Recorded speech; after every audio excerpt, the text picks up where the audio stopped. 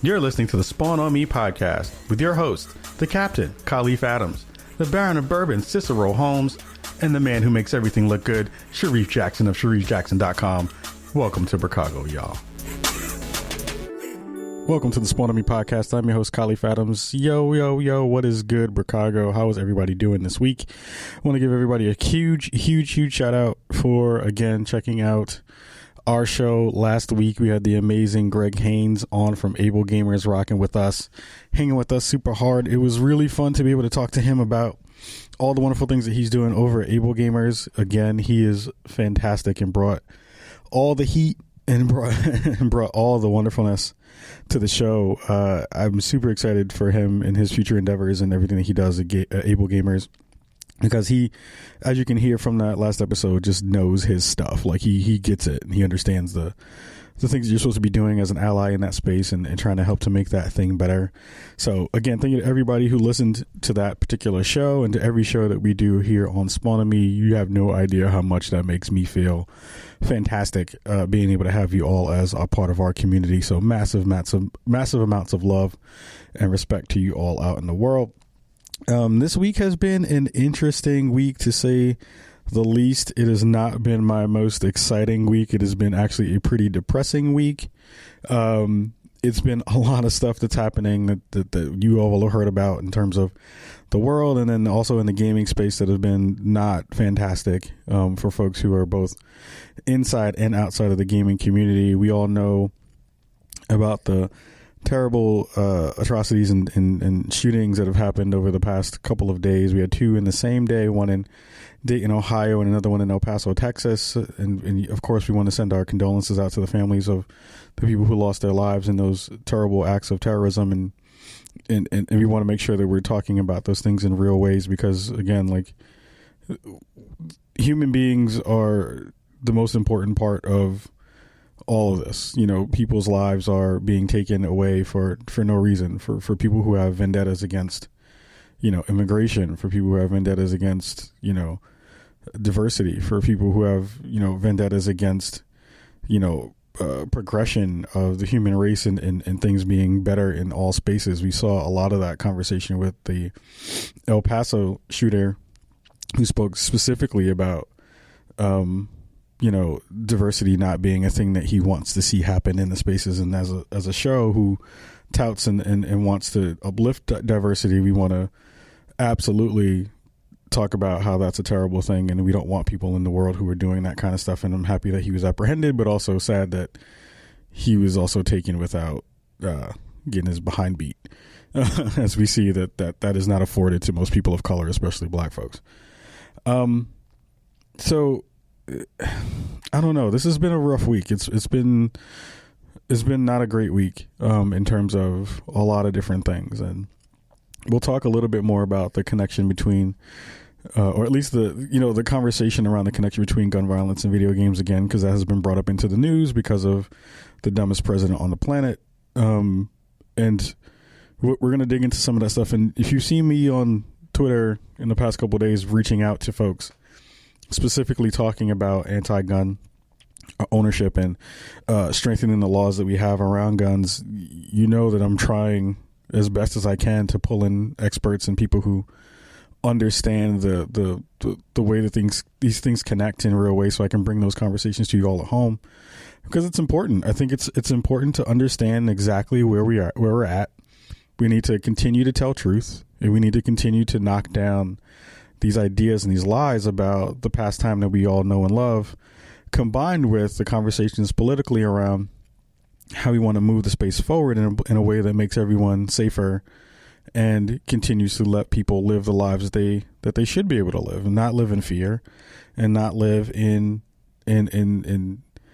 spaces where they feel like they have to constantly be under attack by people who don't understand that weapons don't have rights, and that the ability for you to have a firearm doesn't supersede a person's ability to live a good life or to live a life, period. And I think that that's a thing that we have to continue to harp on as a gaming community. We need to use our political and our financial strength in ways that help to combat lobbyists, and in ways that help to combat bad information in ways that combat our ability, combat the ability for people to consistently try to use this cudgel against us that doesn't deserve to be even in the conversation at all, because we all know that none of those things are truthful. We know the studies have said there is no connection between video game violence and real world violence. We know that people who consistently harp on the idea that this is a mental health issue are wrong. We know that all those conversations around most of the things that we see on the political spectrum being showcased as fact have been disproven in multiple different ways. We know that these things are wrong. We know that when we see politicians kind of use this as this talking point, that they're doing it to rise up the people who are in their particular constituencies.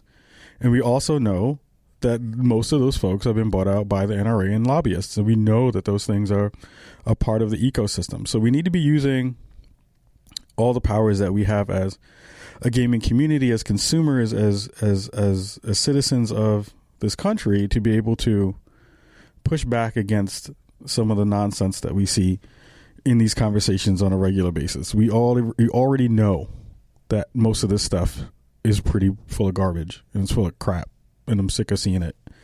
And it's one of those things that we have to try to figure out how we're going to do better against. So I implore all of you, once we do our Spawn for Good stuff, that's the thing that we've been thinking about specifically in a real way of like, how can we make sure that we're using our particular platform for good?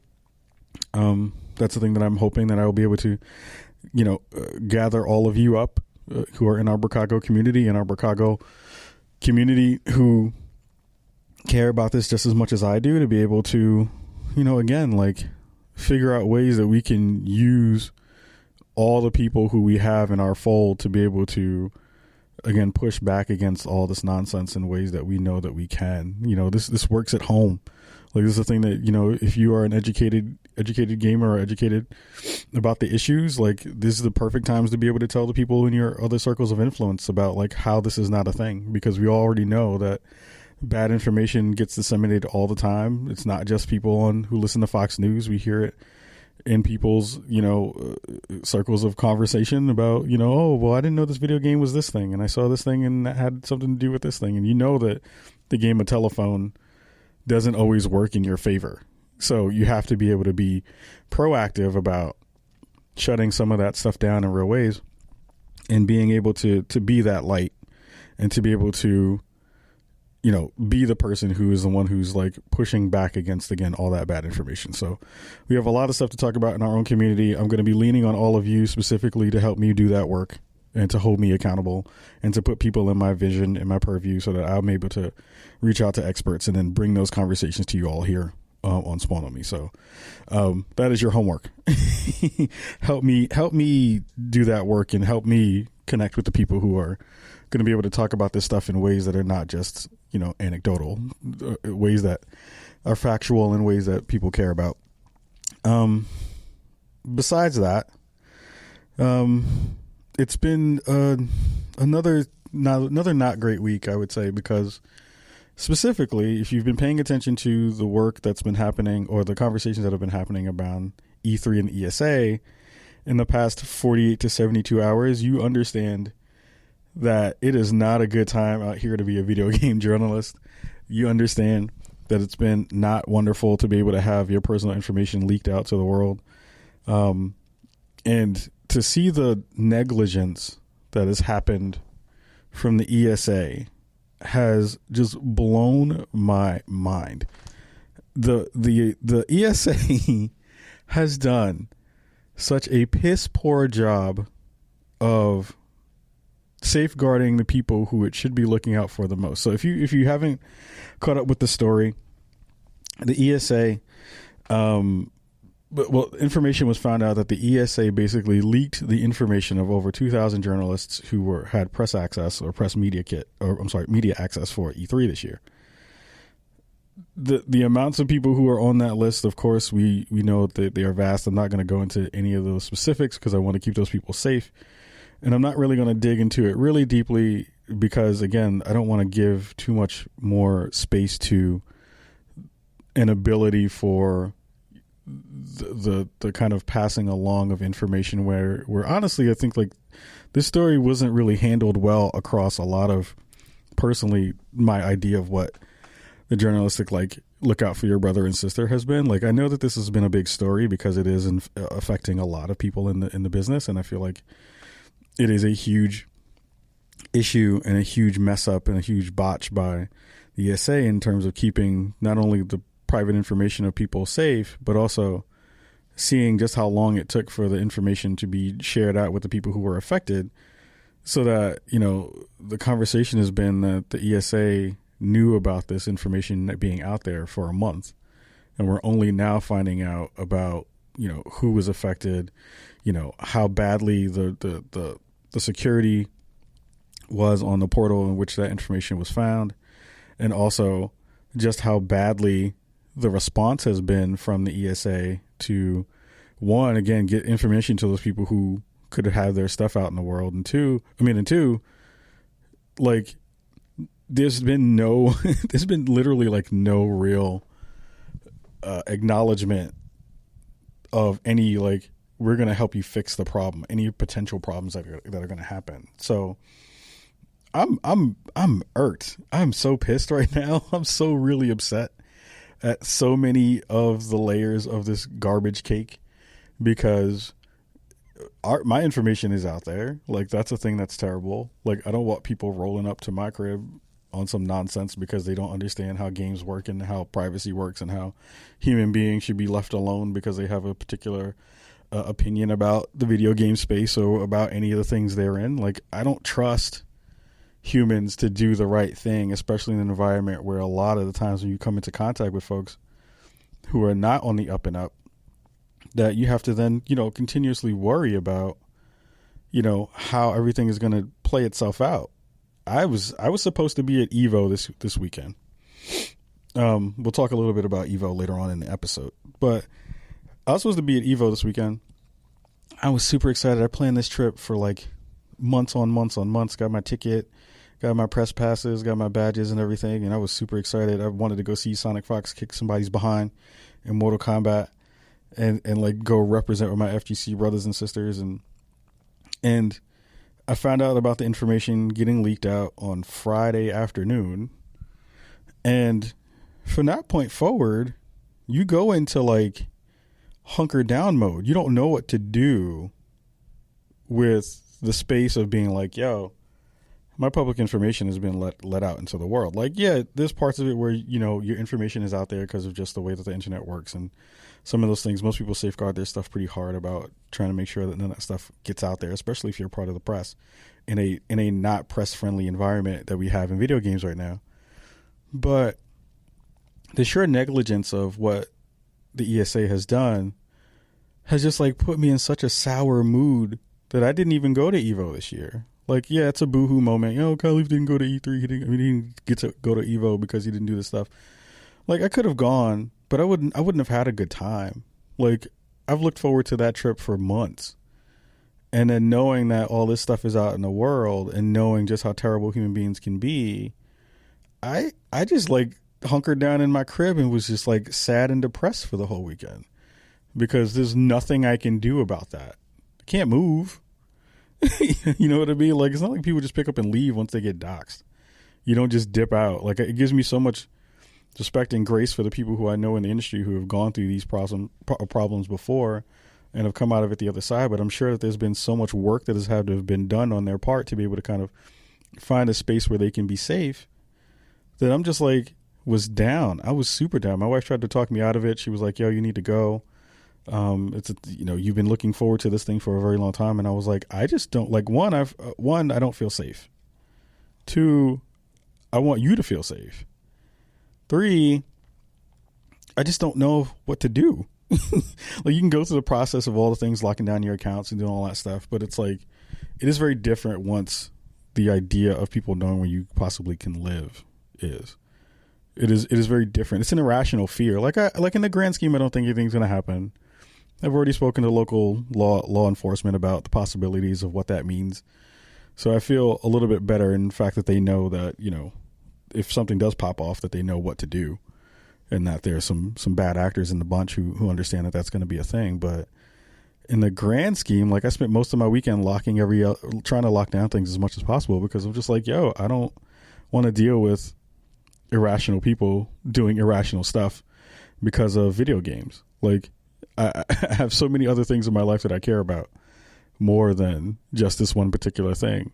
And to have one of the things that I most love the most, which is being able to say that, you know, our show has garnered enough coverage and has garnered enough momentum that we are able to go to the show called E3 that we love, and to have it really feel like the folks behind it have betrayed me and my trust in some way feels really, really gross. Like, it feels really terrible. I don't know how, as anybody who's had their information shared out, can go to whatever E3 is going to look at in the future and not feel some kind of way if they ask you for any personal information.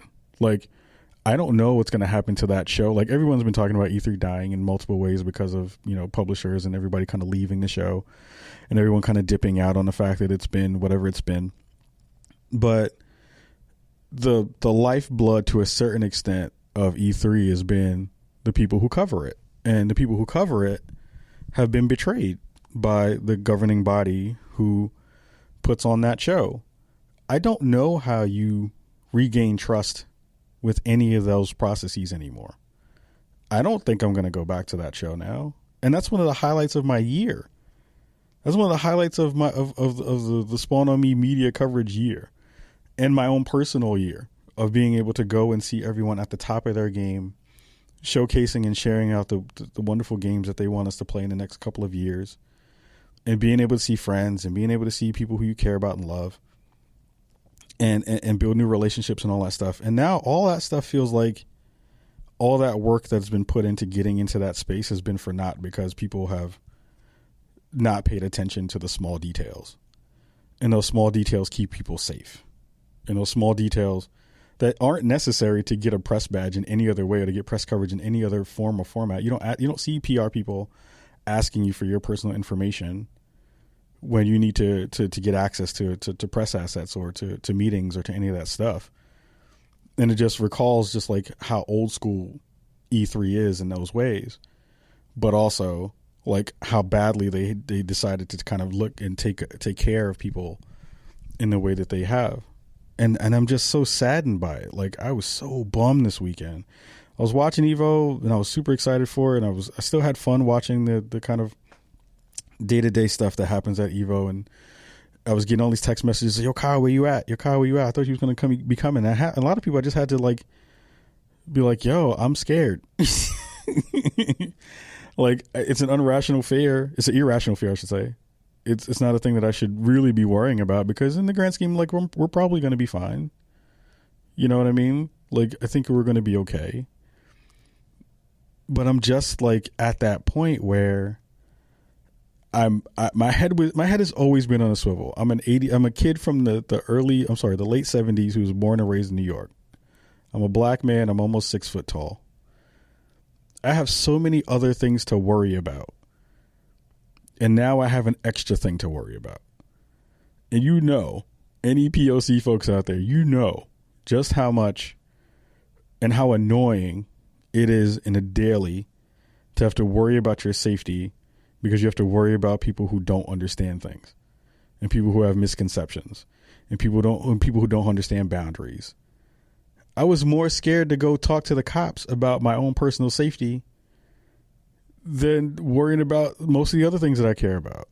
Because now I've surfaced up my own fear to local PD.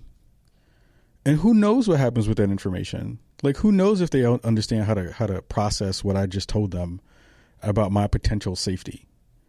I have no clue as to figure out what's going to happen if somebody does something or tries to send people to my house. Like, you know, we've seen swatting incidents happen over the years. We know how all that stuff works. I don't trust most cops to understand good boundaries. I don't think most cops understand the intricacies and the fears that people who look like me have about them and about the procedures and about how I personally think that most police officers and most police programs are extensions of white supremacy. We all understand that those are parts of the deal. We understand racial profiling. We understand that people don't take time to look at brown people and give them the respect and space that's due. We understand that.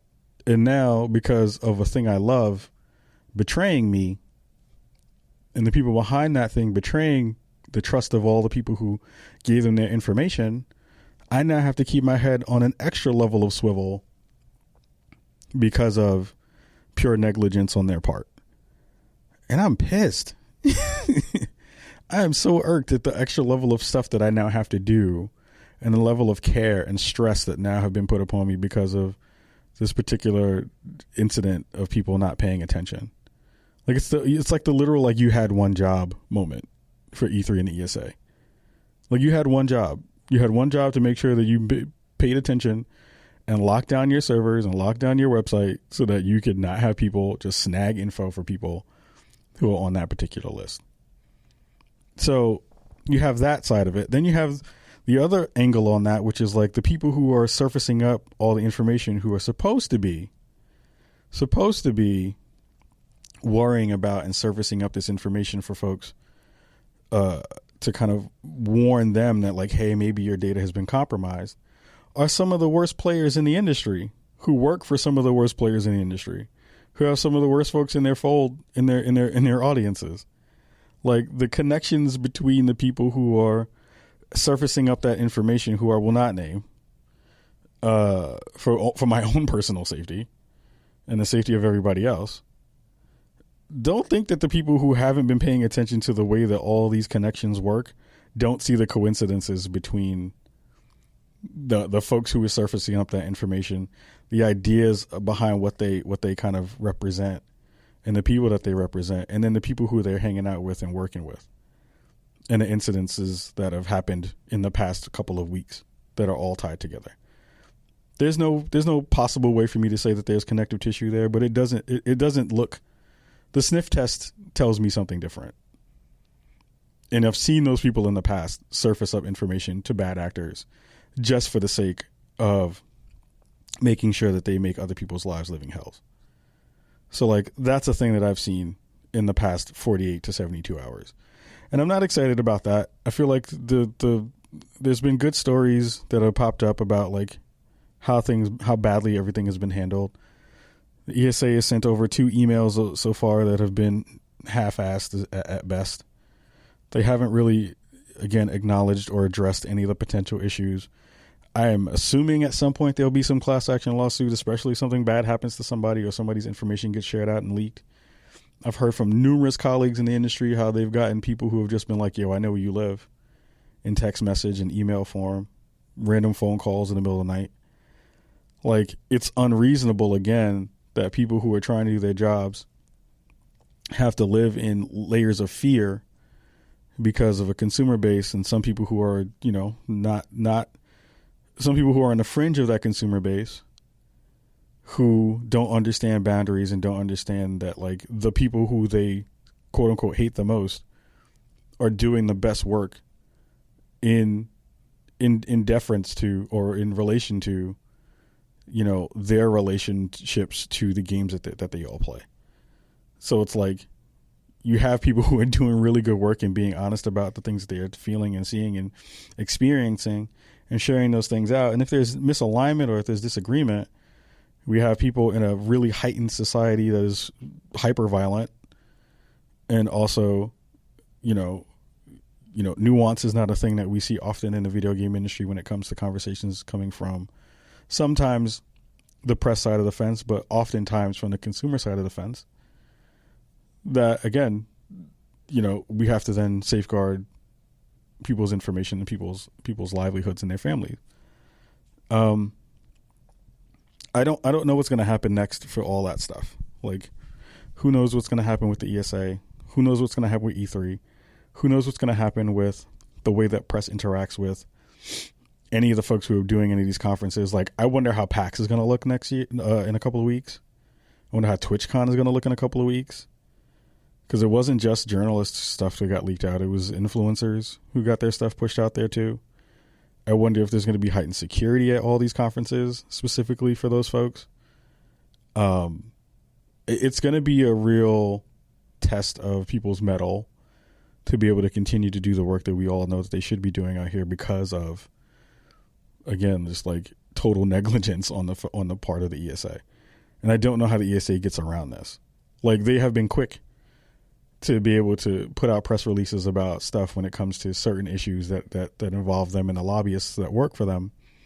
But on stuff like this, they've been really silent about potential ways that they could be helpful in fixing the problem. And that's unacceptable.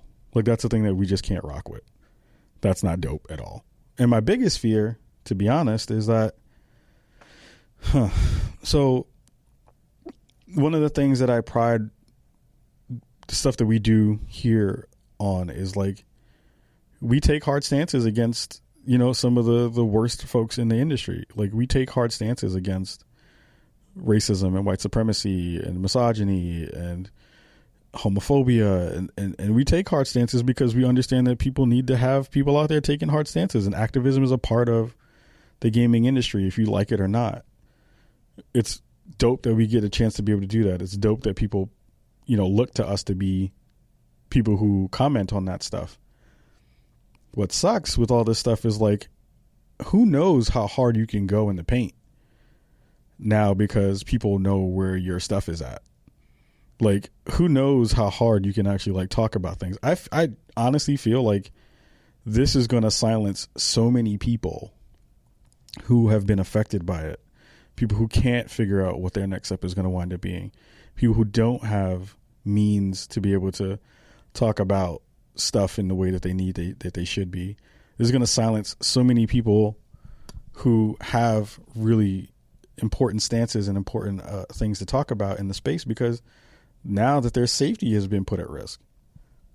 Again, we have to hope that nothing bad comes of this. We've already seen 2 incidences where people, or incidents, sorry, I keep saying incidences, that's not a word. 2 incidents where someone who is not right, someone who is evil, someone has malintent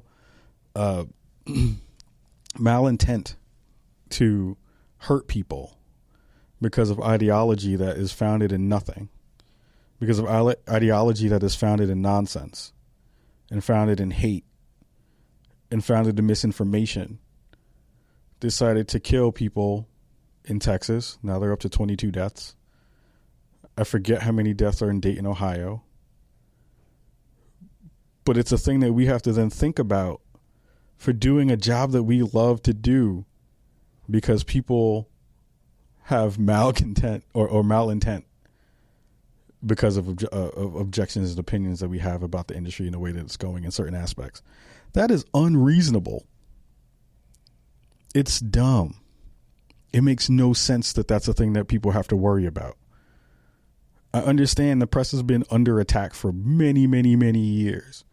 We've seen it rise up in the years of Gamergate. We've seen it even double down in the era of Trump. We've seen it prior to either one of those things be in the space where people who are telling truth have always been shouted down. Right now, it's at an even heightened level where the harassment that we've seen in the industry happens on a consistent basis. It's a thing that we see happen all the time. I see so many people who I care about getting terrible emails and getting terrible text messages and getting terrible tweets at them because they have shared information about a video game, about a thing that we all kind of care and love and want to see grow. It's time that the violence needs to stop. It's time for the harassment needs to stop. All those things need to be gone. They won't be because that's the internet. But if we understand that that's the case, then we need to make sure that we're paying attention to how all that information gets shared. We have to pay attention to the people who are most going to be affected. We have to keep those people safe. And we have to make sure that when we're safeguarding ourselves and safeguarding the information, that we're hopefully not having to turn around and not be as involved because of the potential of danger. But I'll be honest, I'm scared. I'll be honest. I don't know what that means. I don't trust. We live in an irrational world with irrational people. And for me to not share that out would be disingenuous to me and to everybody else who's in my audience. Because I love y'all. Because I appreciate the time and effort that you give to us on our show. And I love and appreciate everybody else who does the hard work in this industry. So it's rough. I'm not digging it. We got to figure out ways to be better. The ESA is going to have to wind up coughing up some money or some time and some effort to make sure they make it right. But I don't know if the damage has already been done. And I'm sure it has been. So we're going to take a quick break. We're going to talk about some lighter news. And we're going to do that right after this.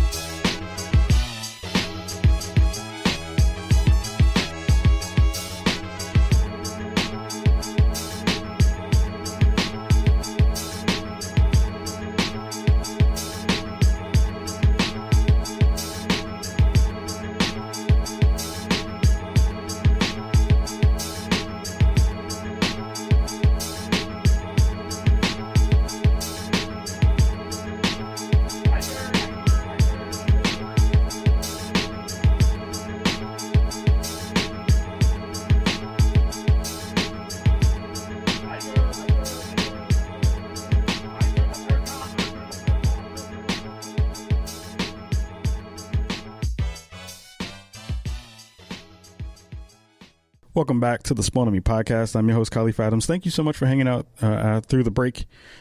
Massive love to everybody out there who stuck it through the not happy first half of the show. It's been a busy weekend. It's been a busy week. Lots of stuff that we need to talk about. One of the things that I wanted to dig into that we didn't get a chance to talk about last week because we missed a little bit of it because it happened during the weekend was Fortnite rocked it over at the Arthur Ashe Stadium over in New York with their huge World Cup where Booga won $3 million. 16-year-old kid won $16 million. Massive amounts of love to everybody on the Epic team. They did a fantastic job of showcasing what I think now is the premier esport in terms of kind of third-person shooters, maybe. And I'm not going to say the biggest one because we know League of Legends and CSGO still have lots of legs in the game and how they've been killing it for years. But it's been pretty fantastic to be able to see all the stuff that went into the building up of this particular event, which was fantastic. Like Jeremy Hoffman on the Epic team, I'm giving you right now your moment in the sun to shine as bright as you are and as bright as you can, because you and the rest of the team put on a magical show. I wish that I was there to have witnessed it in real time. I'm extremely sad that I wasn't there to go see it back in New York. It would have been dope to be able to be home and watching all that stuff in person. But, you know, everything from all the participants to the stagecraft to the commentary team to the AV team to the graphics team, like they have figured out so far a fantastic way to showcase Fortnite in a way that made me want to get back into the game and play. Not just because of money, like yes, because of the money. No, but just not just because of the money, but like seriously, like I feel they have done a great job of showcasing what that game can be in a competitive esport arena. I know that they had some missteps in the beginning when they were trying to do some of that stuff with Paragon before it got shut down, and the community didn't really dig it. But now with some years under their belt of trying to figure out better ways to showcase the game, I think they did a fairly good job. One of the things that I did see and did notice, though, that was of note for me personally was I went through the list of people who performed in the competitive parts of the competition. Because I'd watch it on Twitch and look at some of the people who were performing and doing all that stuff. Not the folks who were in the pro-am stuff and the celebrity tournament parts, but the folks who were like trying to win money for themselves. And it was a really interesting space to be able to kind of take in all these young people. I think the oldest participant was 24 years of age, with the winner of the solo competition again being 16. And something that stood out to me is that there was no women, no girls playing in that particular competition. And there were really, really, really sparse versions of POCs in that space. I didn't see not one black kid in that tournament. Not one. And that stood out to me. Because I'm like, I know that there is a huge amount of brown kids who are playing Fortnite. I just came from a volunteer event here in Portland, which is one of the whitest states on the planet. Right? One of the whitest states in the United States. And every kid who was in that room was a person of color. It was all brown kids. All young, all playing the game well, like rocking it out. Actually, big shout out to Epic for sending us some swag to give to the kids. Massive love to them for participating in that particular thing. But there were like no black kids, no brown kids in that huge tournament, where if you came up in 50th place, you came home with $100K. I think about the amount of money that was spent to get that tournament together, to make that prize pool, to get all that stuff together so that they can have a fantastic event, which again was done well. And I think about, why is it that there are no brown kids here? It's not a thing that is done purposely by Epic. I doubt that that's a thing. It's not a thing, because there's a tryouts, not tryouts, but there's like basically tournaments that you get into that you qualify for so that you can get into the World Cup. So it's not like there's this like discrimination happening there, but we all know the socioeconomic implications of what it means to be able to play an esport well and have the equipment, because most of the games that they were playing on were PCs. Sure, there were kids playing on controllers, but the thing that was hosting the game was a PC. We all know the socioeconomic implications of what that means to have a gaming computer in your home, or a computer that can game well in your home. Those are not cheap. There are also, like, I see that 16-year-old kid playing. I see a lot of kids playing on that stage. A lot of those kids have the parental guidance and the parental space and the space to be able to train hours upon hours upon hours to be able to get as good as you can to become a pro in that sport and a pro in that game. A thing that is often not afforded for people of color, and especially black kids, because we have so many societal issues that we have to worry about in terms of safety and all the other things that we think about and are affected by, that to a certain extent we're being boxed out of opportunities to make that kind of dough because of all those factors. And it just makes me think, and I see it across most of esports, there's really only two spaces where I see brown people represented well in esports, and that's in the fighting game community, and that's in the 2K League. It's the only two places. And those places don't make a sliver of the amount of money that you could have made in that Fortnite tournament. One of the dope things I did see, though, was this one young kid. There was one viral video that went out. This one kid. I'm not sure what his background was, but he was POC. And his dad picked him up, hugged him, and basically like thanked him in their native language, and like they had a big hug. And it was, I think the kid won like $950,000. Super young kid. And I was like, you know, that kid was fortunate enough to have all the things in alignment that'd be able to do that work. And it was something that was then, you know, celebrated amongst he and his family. But I'm like, I know that there are kids out here who can do that work too. I know there are kids who can do all that same stuff, who look like me and are playing at high rates, and are probably playing at high rates and playing really, really well. Like the only kids that I see are like the TSM kids who are doing that work, and you know, Myth is the biggest name in that group, and they got picked up by an esports team. But it is very rare to see more than one in any form or fashion in those kinds of games. Like again, like fighting game tournaments are very one-on-one.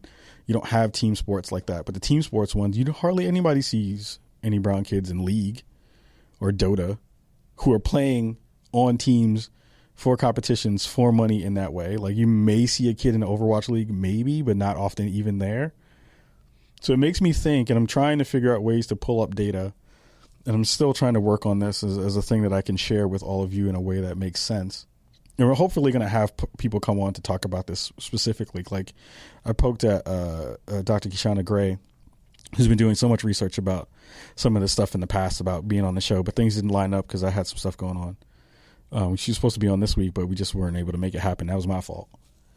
But like, I want to be able to talk to her about some of the stuff. I want to find statistics that definitely kind of go back into the conversation about what is the impact of brown people to gaming in terms of our dollar. What does that mean for in terms of the conversations that we see often around representation and how we can affect those things by using our dollars in ways of removing them from the system. I see the homies over at Black Girl Gamers talking about this all the time in the Overwatch spaces. Shout out to them. Mad love to them. And we're talking about this stuff a lot, but I'm trying to figure out ways that we can be actionable so that we have the data that backs the information that we want to do. If we decide that, like, yo, if we say, hey, gaming industry, you're not going to get our dollars for 6 months, or this particular game that is supposed to be popping and being really popular, we're not going to support it because we understand that we are not being represented in a way that we are able to actually be seen. Like, what does that mean in real ways? So that's the thing that I'm trying to poke at behind the scenes in my non-podcasting and work life. But I feel like it's, again, like one of those things that is a thing that pops up in my mind of like, these are life-changing amounts of money that we just don't currently have access to, and no one is doing the job of poking in there and being like, why? I don't expect Epic to put aside any money or funding or any of that stuff to get more brown kids into the game. But I do expect PC companies to be able to look at that and be like, yo, there's a spot here if you have eSports money, to be able to be like, yo, how can we support these disenfranchised segments of our consumer base and get them into spaces where they can compete? I think that that's a reasonable ask. People have diversity money in their coffers. They have that stuff set aside every quarter to be able to support a franchise or support an organization or support an outlet who's doing that work and say, yo, here's a need, or here's a thing that we see as a potential problem. We want the gaming and the playing field to be even as much as we possibly can. We can do that through the games that we make. We can do that through the formats of the competitions that we do. We can do that by flying people in and out of particular places where there are competitions, but we need to be able to grow up and to gear up the people who are folks who are in this segment who could be potential customers to what we do. It's an easy proposition in terms of being like, yo, here are people who are playing these games, but we don't see them in any other spots in any of the stuff that we do. Why is that? We know the socioeconomic issues that support those things. We understand the levels of poverty that go along with some of that stuff. We already understand that education is a huge part of that. And your multifunction purpose PC that can also game will be a thing that they can use for education. There is no real excuse for it besides just not paying attention to it and doing the research and putting the money towards research that can help push those things along. So that's a conversation that we need to have in a real way. I'm hoping that the next Fortnite competition will have more brown kids in it. It needs to have more women in it. It needs to have more girls in it. It was dope to see Ewok get picked up by FaZe. It was fantastic. Young girl who's deaf. First, I think, deaf eSports player now. We already have seen folks with disabilities kind of make their way into specific teams, or at least do well in competitions. So it was great to be able to see that be celebrated and also kind of uplifted and having a spotlight put on that. But again, like, there's got to be a better way to be able to get more kids into the game when I know that they are already playing. We know that kids are playing that stuff. We know that mobile for most brown kids is the most accessible, easy version of getting into a particular game or gaming in general. We know that's the first piece of device that most kids get. So there's got to be ways to move past that initial step and get people into the game literally. So I'm hoping that we see some more information get popped up in the next couple of years. I'm going to help to try to do my part. I'm going to help to try to advocate in the spaces that I can. And And I'm going to need, again, your help out in the world to kind of surface these things and say like, yo, these are things that we want to see. How can Epic, how can Riot, how can all these other companies do that work to try to help push those things along? Real quick side note, when I just brought up Riot, huge shout out to Yusef Cole and the folks over at Patriot Act, Hassan Minaj, who we definitely want to see if we can get on the show. Yo, Hassan, come on the show, son. They did a fantastic piece about labor in video games. Our friends over at Games Workers Unite were featured heavily in there. It was a fantastic piece. Talks about, just how much crunch and misogyny and all those terrible things have been pushed into the industry, and how now have a very common in most of the spaces that we see over there. So again, shout out to Yusef for bringing that stuff to their attention and getting them to help do that piece over at Patriot Act. It's something you should definitely watch. It's on YouTube. It's on Netflix. Definitely go check that thing out because it was fantastic. Something you should definitely be watching if you are not familiar with all those things that are happening. But I'm sure if you've listened to us, you know what the deal be with all that stuff. Two other pieces of news before we get out of here for this episode. Ninja has moved over to Mixer, which is a huge get for Mixer. I was really surprised at the fact that it happened. But when you kind of sit back and look at it, it makes a lot of sense for Microsoft. I think if you're looking let's take a step back. I think it makes sense money-wise and visibility-wise. I am not sure if it moves the needle in the way that they hope it will. There are still issues with him not playing with women. There are still issues with him having the potential to pop off and say something that's not great, because that's the streamer curse. He's been media trained enough now that he understands that, like, yo, you're not going to F with my money, so I'm not going to do those things. But I think he carries some baggage that goes along with him. He had his first Mixer stream that dropped 80,000 people in it.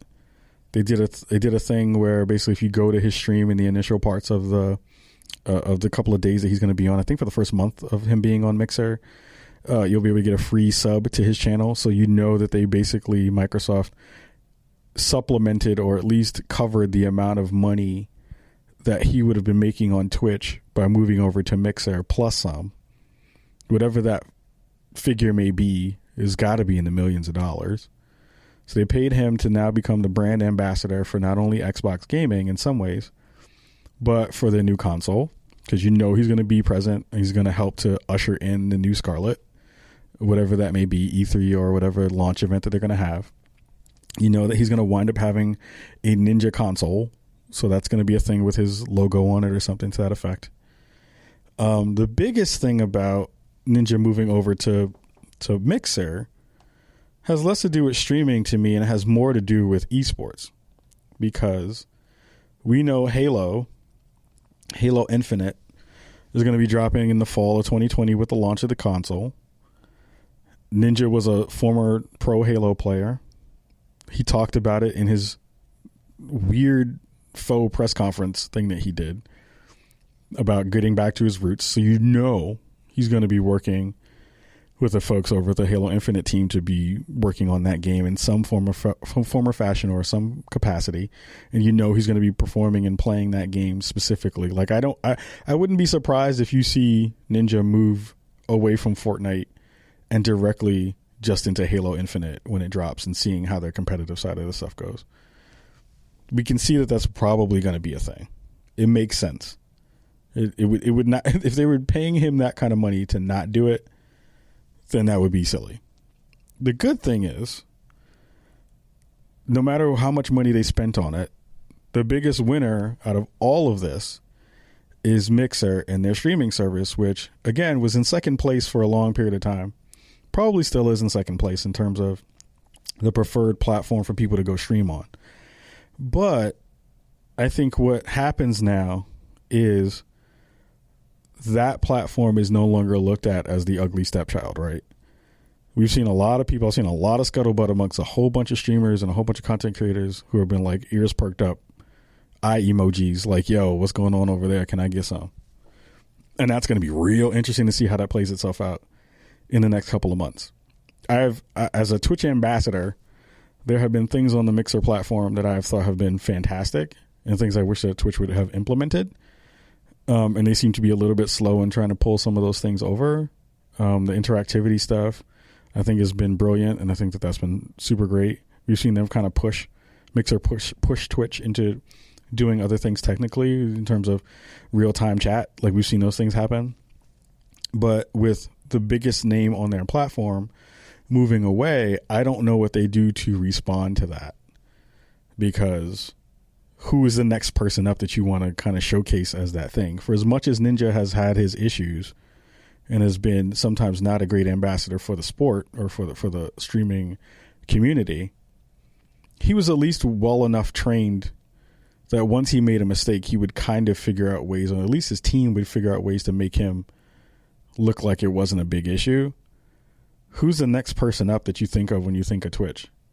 Dr. Disrespect? He can't be the face of Twitch. He should be in jail. Like, he can't be that person. And Twitch can't make him that person.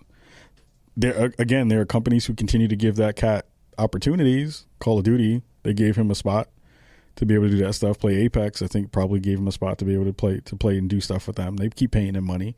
People keep paying those cats money. But who's going to fill in that spot? That's going to be the interesting thing. Like, who's going to be the person that takes over that huge chunk of viewership? And mind you, like, no matter what you think, again, of Ninja, I personally just don't find his content to be good. Like, his content is boring.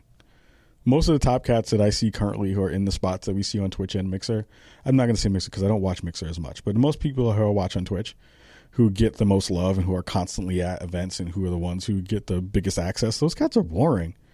I don't see anything in their content that makes me excited to watch the stuff that they play. It was cool when Ninja was good at the game, and now he's not good at the game. He's good at the game, but he's not as good as everybody else is. And there's other people who are better than him at the game who are probably more entertaining, who haven't gotten that love, because once you get into a spot, then like you're the only dude at that spot. So we'll see again what happens later on in the year and kind of in the next couple of years, again, how Twitch will perform and how Twitch will kind of counteract that, and see if they kind of try to get their own free agent from another spot and kind of lift them up and push them into good spaces. It's going to be really fun to be able to see that stuff. It is more competition, which is good. It makes people look at that platform in a different way. Shout out to Josh Stein, who now gets to rock with those folks over on that side of the fence and do more good work over at Mixer. It's going to be really interesting to see how things play themselves out in the next couple of years, and really just how Microsoft positions him in that space. Last but not least for this episode of Spawn on Me, heading back to Evo. Man, Evo was so good this year. Evo was just so fantastic this year. Evo continues to be the premier fighting game tournament, but also I think it just continues to be the premier eSports competition. Like, I know people talk about League and Dota and all that stuff and the championships and all that stuff, but I'm just like, Evo just has so many wonderful stories that come out of that competition every year. Like, so many highlights that are just fantastic that people just really love and pay attention to, and give you more insight into the people who are performing and players in the games. And some of the ones that just stand out, like, you know, Arslan Ash, who performed fantastically in Tekken, which had like a crazy amount of viewership. Like 250,000 people were watching Tekken's finals last night, like, or Sunday night, I should say. Like, him bowing and praying to God after he won was a fantastic moment. Like, it was super dope to see him be able to have that moment and have that Muslim prayer moment, and like sit, you know, like be in there and then have that be the thing that happens afterwards. Like, was fantastic. Goichi and Sonic Fox's rivalry continues to happen over in Dragon Ball, where over the years they've gone at each other and there's been fierce competitions, and Goichi finally takes the crown and beats Sonic Fox and like breaks down in tears and cries, and Sonic Fox just like consoles him in his chair. Like, it is frustrating that the fighting game community has still not gotten over the hump in terms of making the money and the endorsements that I feel like they should have. I don't know if it's just, legacy stuff from being the bad boys of the competition or of the eSports arena. Again, like the eSports, the fighting game community has always had its kind of ups and downs with trying to figure out ways that they can showcase the players who've sometimes been super problematic and had issues and stuff like that. But I feel like it just showcases just how good the competition is and how fantastic, the parts of the community have been. Seeing Sonic Fox again take Mortal Kombat 11 this year, or taking Mortal Kombat 11 this year after beating Dragon, who they have a really dope rivalry right now. Dragon, I'm hoping, will one day be able to kind of overcome that and beat Sonic, or somebody beat Sonic at this point, because Sonic Fox is still the best gay black furry fighting game tournament player in all the land, which is dope in and of itself. But I'm telling you, it's just like every time I get a chance to go, and the reason why I'm so sad I didn't necessarily get a chance to go this year, next year I'm definitely going, is that you just see everyone at their best, competition wise and friendship wise, and you see so many people being helpful. It was a super dope French sister who was playing. I think her name was Cherise, and she was dope. She had a really fantastic Jade who she was rocking with. She was super great. She was fantastic. There was so many sisters who I saw who were playing in there too. It was really dope to be able to see those folks.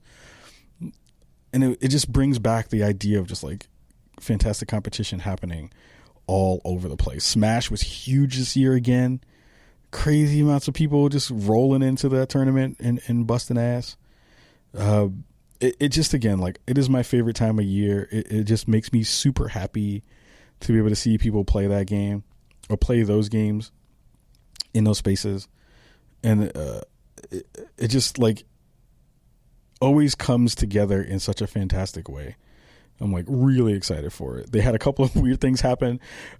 Somebody from the Evo staff put up this kind of this quick like mini video or a snippet of a video basically that looks like one of the communication screens from a Metal Gear game. So if you ever play Metal Gear, you know they have those moments where you have, I think it's from Metal Gear 3 basically, and then kind of moving forward where you have the conversations happen in these small boxes like you're in a radio communication with Snake. And basically one popped up on the screen in the middle of the Tekken tournament, or like towards the end of the Tekken tournament, where there usually is a spot where you kind of see new fighters come into the game or they do new announcements and stuff. So people got super hyped thinking that Snake was going to be in the game, and it wasn't. They did it as a joke, and everybody got super freaked out about it. There's this really dope video. Tasty Steve, who's one of the best commentators in the game, when in the Guilty Gear announcement about that game coming back, he dude was almost in tears. Like, I love the people in that community so much because they just showcase their emotions and share out all the goodness that is in those spaces. So, like, huge shout out to everybody in the FGC. Again, I think they showcased themselves really, really well. I just don't know what is going to have to happen for them to get over the hump so that they can make the kinds of money that everybody else is going to make in that space. I wish that that's a thing that would happen at some point, because I think that they deserve it at this point. There's lots of people in that industry who deserve the kudos and all that stuff. One last thing that I forgot to talk about when it came back to the Fortnite competition as a quick addendum, and a thing that I would love people to think about and think to ponder on. I know there's been a lot of conversations around microtransactions and about how, those things lead to not great practices within games, and also, crunch and everything else kind of making themselves more prevalent. One thing I did think about the other day after seeing that young kid kind of jump into the arms of his parent and getting that kind of life-changing money for them was, everyone kind of talks about the negative side of microtransactions. I see Jim Sterling kind of dig into it every time that there's a new story about stuff. And I thought about just another angle that I'm going to leave you all with, and think about, like, is there any good that comes from all this stuff, right? Like, yes, crunch is a terrible thing. Yes, we know that people working their brains to the bone are not good. But without the buildup over the past year and a half, 2 years, of some of the stuff that we know is terrible, some of the stuff that we know is not great, that it afforded Epic Games at least to be able to make this tournament that then gave at least 50 people out of, I think, a couple of maybe 200 kids, the ability to change their lives overnight. That all came from microtransaction money. It came from skins. It came from DLC, came from battle passes, came from all that stuff. Stuff that people poo-poo in the press all the time about how terrible it is, and the game community, how we continue to talk about how bad all that stuff is. Yes, it does not outnumber all the people who work behind the scenes. It does not outnumber the bad practices. It does not mean that we should not still be continuing to try to unionize the gaming community. But for a split second, just think about how all that supposedly bad, not supposedly, how those bad practices have led to the ability for some people to be able to change their lives overnight through the money that they wind up getting in those particular games. Sure, if you're in the 50th place and you got 100K and the taxes took half of it, you still came home with 50K.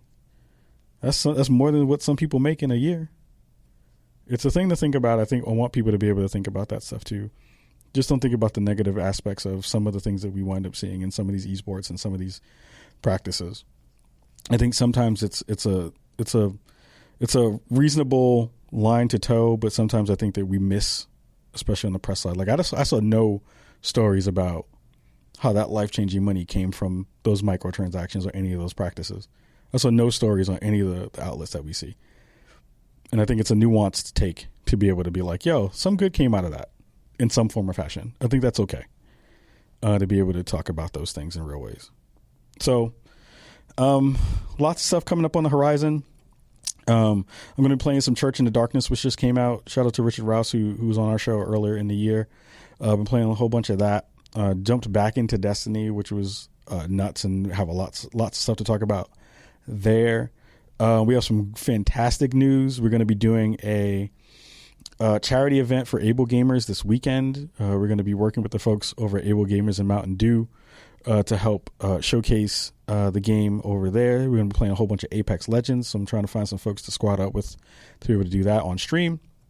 And if you're thinking about going to TwitchCon, you should absolutely go to TwitchCon, because on Sunday of that weekend, we're going to be doing a version of Spawn on Me Live with my boys Mega Ran, Paris Lily of Gamertag Radio, and Miss DJM, who's one of my favorite content creators in the space. So we're really excited. We're going to be over there in the Twitch Unity Lounge, hanging out, doing a live show from TwitchCon.